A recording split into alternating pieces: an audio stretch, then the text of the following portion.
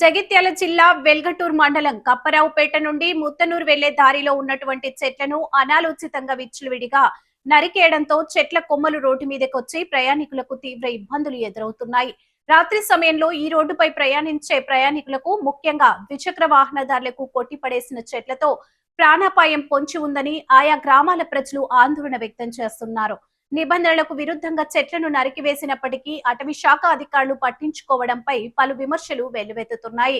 ముత్తనూరు గ్రామ శివారులో చెట్లను నరికివేసి కొమ్మలు రోడ్డు మీద వేయడంతో ప్రయాణికులు ఇబ్బందులను గమనించిన గ్రామస్తులు చెట్ల కొమ్మలను తొలగించారు. అధికారులు స్పందించి సరైన అవగాహన లేకుండా నరికేసి రోడ్డుపై పడేసిన చెట్లను తొలగించాలని ప్రజలు కోరుతున్నారు.